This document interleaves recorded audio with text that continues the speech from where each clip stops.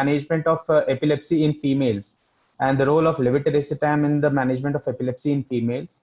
So the reason I was excited about this drug is because it is my personal first choice anti-epileptic drug in cases of epilepsy, and for the treatment of epilepsy as well as for the prevention of seizures in various of the disorders that we see, such as head injuries, brain tumors. Levetiracetam is the first choice of drug that I use in most of my cases of epilepsy. So first we'll talk in detail about its role in the management of epilepsy in female. So as we know that female will have different hormonal changes depending upon the life cycle, as in if the patient is going through menarche or the catamenial phase during pregnancy, labor and puerperium, and during menopause. And we'll also discuss the effect of various anti-epileptic drugs, especially levetiracetam, on contraception. So first of all, let's talk about the challenges associated in management of a woman with epilepsy.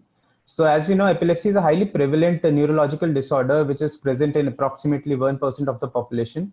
About half of the women with epilepsy are in the reproductive age group of 15 to 49 years, and it is the most common chronic neurological disorder to complicate pregnancy. So female hormones, mainly the estrogens and the progesterone, change the excitability of brain and alter the threshold for seizures. And three major time in women's life when changes in hormone level and hormone balances happen is during the periods, during pregnancy, and throughout the menopause. So first, let's talk about the major hormones of the females, that is the estrogen and the progesterone. So estrogen, it is important to know that it is a proconvulsant because it reduces the inhibition at the GABA A receptors and it inhibits the GABA synthesis. On the other hand, progesterone decreases the seizure frequency because it increases inhibition at GABA A receptors, it attenuates excitation of glutamate at hippocampus, and it increases GABA synthesis. So let's first talk about the first phase of the woman with menarche and the catamenial epilepsy. So few seizures such as juvenile myoclonic epilepsy and juvenile absence epilepsy appear in during the 10 to 16 years of life, and that is during the menarche. And few of the childhood seizures change pattern. Earlier, the patient may be having a different kind of seizure, but with menarche and with the initiation of periods, the pattern of the seizure may change. Also, the sporadic seizures, which usually during the childhood could happen anytime during the month, become cyclical and they are related to the menstrual cycle. So let's first talk about catamenial epilepsy. So catamenial epilepsy is present in 10 to 70% of women who have epilepsy. And what exactly is catamenial epilepsy? It's a seizure that tend to cluster in relation to the menstrual period. So type 1 catamenial epilepsy is the one which is perimenstrual, type 2 is the one which is periovulatory, and type 3 is the one which is in the second half of the menstrual cycle in anovulatory cycles. So what is the reason for a catamenial epilepsy? It's because, as we have discussed, the changes in the hormones, because the female will have high level of estrogen and low level of progesterone during these various types of cycles, and that will lead to fluid and electrolyte changes, also psychological stress, and also these estrogens and progesterones level the blood serum levels of the various anti-epileptic drugs, which can increase or decrease the seizure frequency. So let's talk about the seizure frequency in the normal cycle of the female. As we can see in the graph, the patient in the menstrual, follicular, and the ovulatory and the luteal phase. So we can see that the maximum amount of seizure in female occur during the menstrual phase. The mean number of seizures per day is denoted on the y-axis, and the various phases of the menstrual cycle are denoted on the x-axis. And we can see that the menstrual phase is the one which has most number of seizures. Hence, it is the catamenial epilepsy is a bit difficult to control and a bit challenging to control, and it may require us to increase the dose of various anti-epileptic drugs premenstrually so that the seizure control can be achieved. When coming to the newer versus the older drugs, in the older drugs such as phenytoin and valproic acid, it is very important to monitor their serum levels because they have a lot of side effects and relatively more side effects as compared to the newer drugs. So to avoid underdosing or overdosing, we have to monitor their serum levels. Now coming to another side effect of the anti-epileptic drug, which alters the compliance. As we all know, the compliance of anti-epileptic drug is one of the most important factor which will prevent a long-term seizure-free outcome. And various anti-epileptic drugs such as valproate, gabapentin, carbamazepine, tiagabine, they all can lead to weight gain. So whenever there is weight gain, there will be impairment of the body image and the self-esteem. It will lead to various health hazards, and it will lead to non-compliance. So the newer drugs such as lamotrigine and levetiracetam, which do not have any effect on the body weight, are usually preferred. Few of the anti-epileptic drugs, which are newer anti-epileptic drugs, such as topiramate, which is also used a lot in migraine prophylaxis, leads to weight loss. Now, coming to another important factor, such as the bone health, which is even more important when it comes to postmenopausal female. So anti-epileptic drugs may decrease the bone mineral density, and it can result in osteopenia, osteoporosis, and fractures.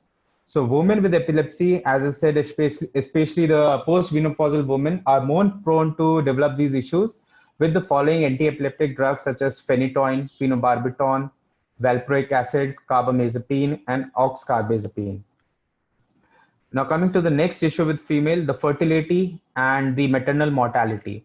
So it is very important to know that maternal mortality is 10 times higher in women who have epilepsy than those who do not have epilepsy. Now coming to the issue of fertility, anti-epileptics lead to decreased fertility in women.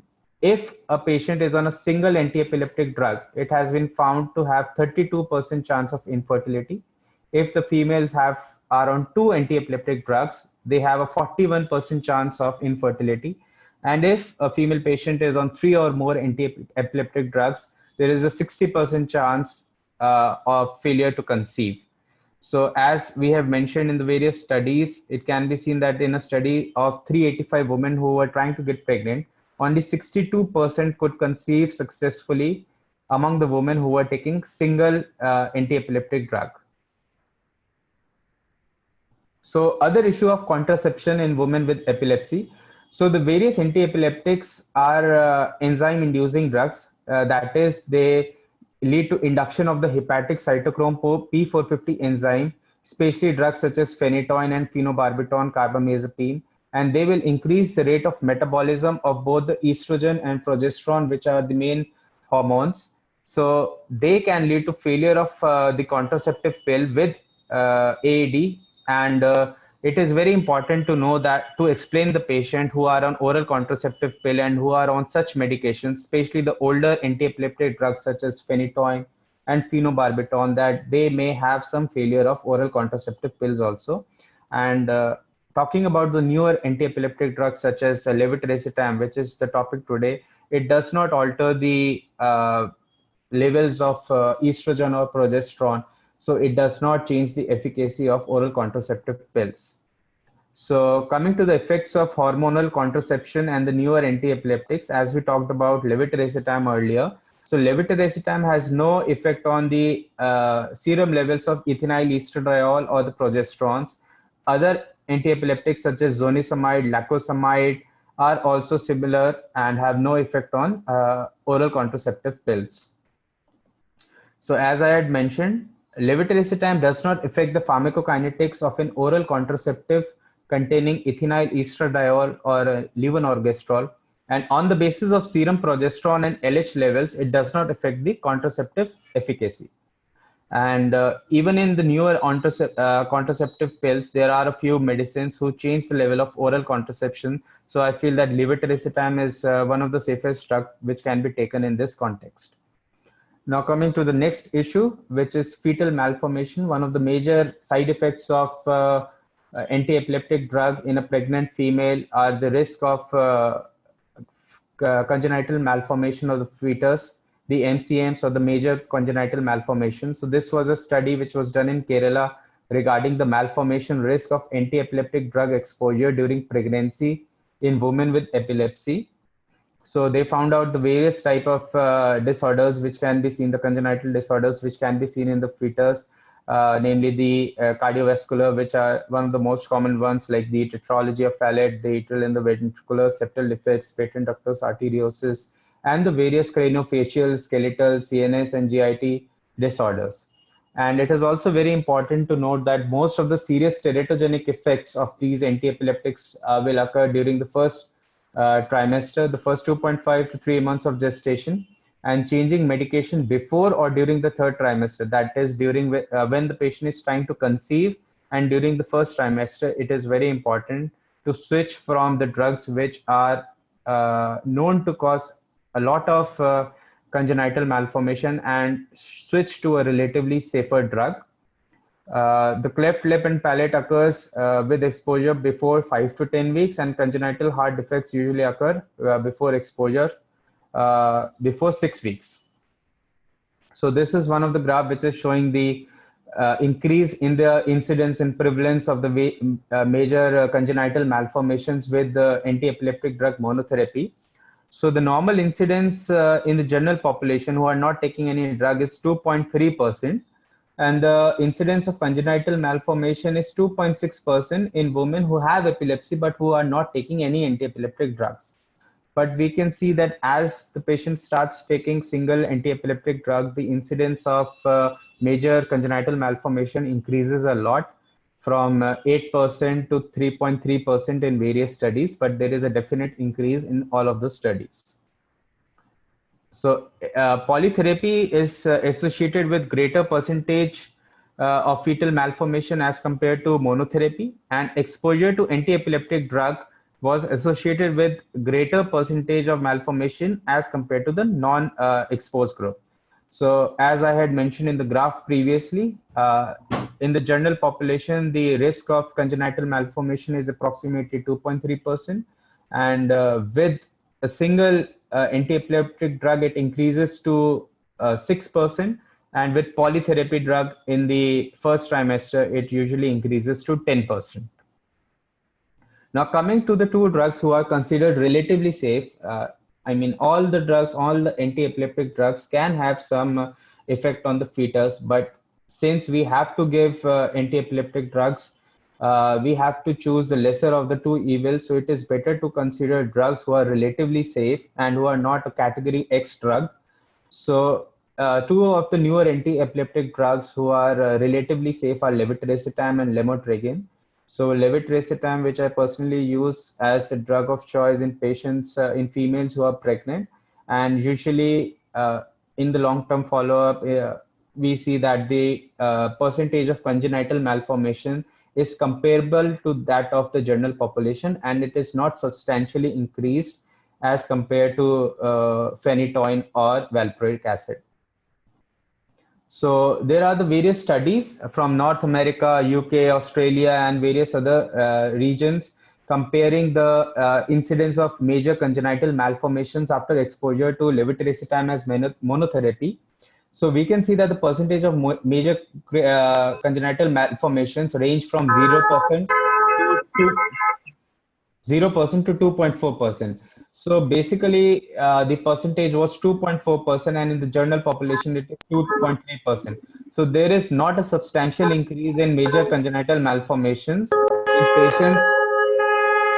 There's a lot of surrounding noise. Can you guys please mute? Yeah.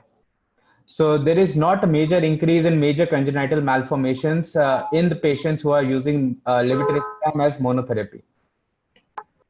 Now we are comparing the newer anti-epileptic drugs, as I talked about levetiracetam and lamotrigine, which have relatively fewer side effects and fewer effects on the fetus as compared to the older drugs. So if we compare levetiracetam and lamotrigine, they are relatively similar with a p-value of more than 0.05 in all of them. But as soon as we compare them to valproic acid, which is notorious to cause fetal malformations, we can see that there is a drastic difference. So levetiracetam or levetiracetam or lamotrigine should be used in pregnant female, and my personal choice would be levetiracetam. Now let's talk about levetiracetam and compare it with the other anti-epileptic drugs. Now these comparison will be based on two things. The first would be efficacy to control seizures, and the second aspect would be the adverse effects. So let's talk about the LALIMO trial, which is comparing lamotrigine and levetiracetam in as monotherapy for focal and generalized epilepsy. It was an open label prospective randomized controlled multicenter study. So they had matched the baseline characteristic, and the result was that the levetiracetam and lamotrigine is both equally effective in terms of seizure freedom. Now, coming to the Keppra or the levetiracetam, and compare it to the older anti-epileptic drugs such as sodium valproate or carbamazepine. So this was the COMET study. So study was basically we were diagnosing the newly diagnosed patients with epilepsy, and they were divided into two groups, whether they would be more suitable for the valproic acid arm or the carbamazepine arm. And then they were further randomized whether they will be taking in those particular arms valproic acid and levetiracetam or carbamazepine and levetiracetam. So the inclusion criteria of this study was age more than equal to 16 years of age, epilepsy of any type diagnosed within the past year, and seizure frequency more than equal to 2 over the past 2 years and more than equal to 1 over the previous 3 months. And patients who had previous exposure to levetiracetam or who had pseudo seizures or progressive cerebral or degenerative disorders were excluded from this study. So this was the criteria for the patient disposition, as we can see in both the arms, the valproic acid arm and the carbamazepine arm. Finally, we had patients in the levetiracetam group 273 and the valproic acid group 271. And similarly, in the carbamazepine and strata, there were 366 and 356 patients respectively for levetiracetam and carbamazepine. Again, this study was a good study and all the baseline and demographic characteristics were matched. And the final result was that in terms of the seizure freedom, even when we compare to the good old drugs such as valproic acid and carbamazepine, who have been used for generations now, who have been used for a long time, and they are time proven drugs, there is no significant change in terms of seizure outcome. So the results of levetiracetam were equal for both the valproic acid and the carbamazepine, and this also indicates its broad spectrum of activity. So valproic acid, which we usually give for generalized epilepsy, and carbamazepine, which we usually prefer for the partial onset epilepsy, and levetiracetam is effective in both of them. So it indicates its broad spectrum. Now, coming to the adverse effects.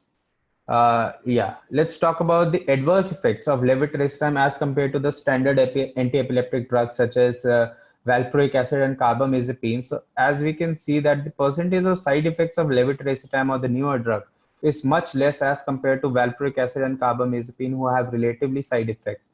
So here we have a drug which is equally efficacious and has significantly less side effects. So let's talk about the tolerability profile of the three was confirmed, and the most frequent side effects that were noted were for levetiracetam.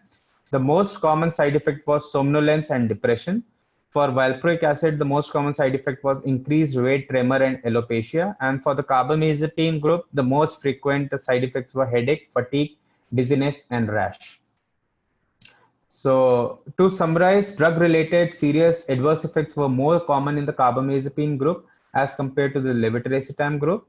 And overall, the permanent discontinuation due to anti-epileptic was reported more frequently in the standard group because of the severe side effects. If the patient starts having side effect, they have issues of non-compliance and they will have recurrence of seizure. And they can also lead to permanent discontinuation because of the severe side effects. So that was seen more in the older generation of side effects. So these findings confirm a good safety profile of levetiracetam. So the take-home message of all these points, the practical points are: the levetiracetam stops attacks, it stops general attacks also, it stops focal attacks also. So it has a broad spectrum. The exact mechanism of levetiracetam is unknown. It has multimodal mechanism of actions. So various actions have been hypothesized, and they work for both the generalized epilepsy as well as for partial epilepsy. As compared to older generation of anti-epileptics, it has fewer side effects. We usually start with minimal dose and gradually increase the dose based on the tolerability and the seizure-free outcome.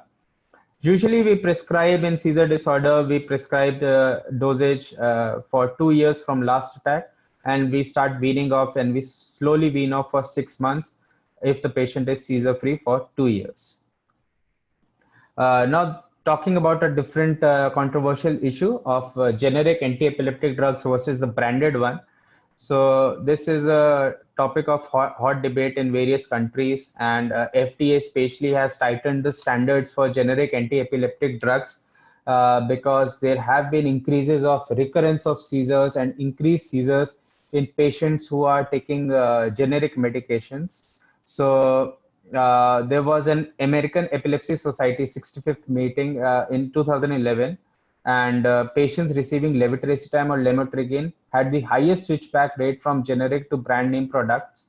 42% patients taking generic levetiracetam had to be shifted back to branded levetiracetam, and generic level lead to 12 time increased risk of seizures versus branded levetiracetam, and generic levetiracetam leads to 22 times increased risk of adverse effect if we compare that to the branded levetiracetam. So this was published by Chaturvedi et al. In Epilepsy in 2011. So there are further more studies which compare the clinical experience of generic levetiracetam in people with epilepsy. So brand versus generic medication is a topic of debate and discussion, with most of the national governments encouraging the use of generic medications, and many healthcare systems supporting policies of substituting brand original drug with generic drugs, mainly for the cost saving reasons. But the key factor here to know is that manufacturers rely on pharmaceutical equivalence or bioequivalence of generic products to the original brand name drug for approval by the FDA. So let me explain this concept more in detail. So the FDA definition of bioequivalence requires that 90% confidence intervals for the ratio of brand to generic area under the curve and concentration max fall within acceptance level of 0.8 to 1.5. It is also known as the minus 20 to plus 25% rule. It considers the existence of significant differences between the name brand and the generic drug. The standard of bioequivalence minus 20% and plus 25% are too large for patients in anti-epileptic drugs. So in a simpler language, let's understand this, that the fact is that even small variation in concentration between name brand and generic drug or from generic to generic may induce toxic effects or favor the recurrence of seizure. So the FDA definition of bioequivalence is that the concentration of the Cmax or the area under the curve can vary anywhere from minus 20% of the brand drug to plus 25%. But such wide array of variability from minus 20% to plus 25%, that is 45% here and there, is a lot when we talk about the effect of anti-epileptic drug. So whenever we are using uh, anti-epileptic drug, first we should always use a branded drug, and we should always stick to a particular brand so that we can have the same concentration, the constant concentration that the patient is getting, so that there is no amount of increase in the seizure frequency or increase or decrease in side effects based on the drug name. So we should stick to a particular name brand in such cases of anti-epileptic drugs. So the availability of generic products of anti-epileptic drugs raises the following questions. Do generic anti-epileptic drugs work as brand anti-epileptic drugs in terms of their efficacy, safety, and quality? Can generic anti-epileptic drugs be used as substitutes of brand anti-epileptic drugs? Or can generic products of anti-epileptic drugs be used interchangeably? So the answer of this, although it's very controversial, there have been many studies, and many of the studies have proven that there is no significant difference. Many of the studies have proven that there is some difference, but answer on a safer side is no, no, and no, because there is a definite difference, and we should always be using a better brand of drugs, especially when it is such a life-saving and life-important drug. And all these are the cost of generic and the branded ones are not very different. So it is better to stick whenever it comes to such important drugs, life-saving drugs such as anti-epileptic drugs, to a good brand. So there are further other studies which have been published regarding this, like the clinical experience with generic levetiracetam in people with epilepsy. So, and they have also noticed the switchback rate. So from the branded levetiracetam to the generic levetiracetam, they found a 42.9% switchback rate.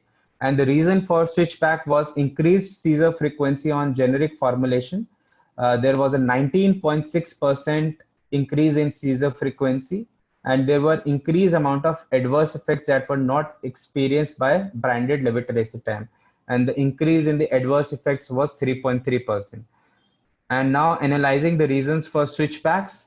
So these are the reasons: because there is increased amount of seizures. So patients who had experienced increased seizures on generic levetiracetam were 3 times more likely than those who had not to switch back to generic, and switchback rates were twice as higher among those who experienced increased adverse effects on generic levetiracetam.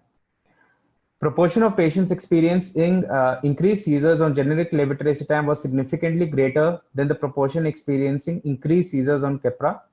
Median seizure frequency on generic drugs was significantly greater than median seizure frequency on Keppra, and the median seizure frequency was significantly lower and switched back to branded anti-epileptic drugs such as Keppra as compared to the median seizure frequency on generic drugs. And these are the various variable associated with increase in the adverse effects of anti-epileptic drugs. So the summary of the key findings are that of the 260 patients who were prescribed levetiracetam, 105, that is 42.9%, switched back to brand name levetiracetam by their treating physicians. Patients who had experienced increased seizures on generic levetiracetam were 3 times more likely to switch back, and switchback rates were twice as higher among those who experienced increased adverse effects on generic levetiracetam. So this is a very nice cartoon demonstrating the importance we should give to our relatives who are taking such life-saving drugs, such as any anti-epileptic drug, whether it is carbamazepine or levetiracetam or phenytoin sodium, jonesemide, lamotrigine. So we should give a preference to a good brand drug, because definitely it matters, because such drugs, unlike like the multivitamins which we give, such drugs have a lot of implication in treatment in adverse effects. And the FDA regulation, which is a -20 and +25 rule, is a broad spectrum, and it can lead to a lot of changes in seizure frequency and adverse effect. So we should be sticking to a good brand drugs, especially for anti-epileptics. So that's it. Thank you very much. If there are any questions, I'll be glad to answer. Thank you so much, Dr. Sardana. Right now, I can't see any question in the chat box. So Okay. I would request the participants to please unmute yourself and ask if you have any queries.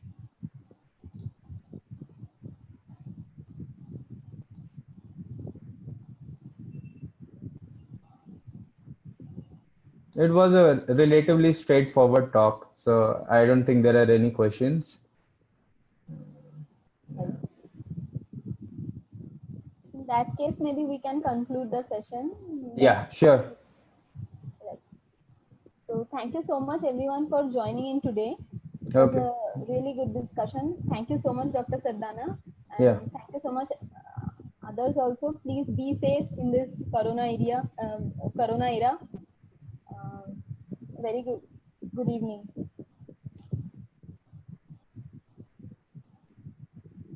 Okay. Thank you, everyone. Thank you so much.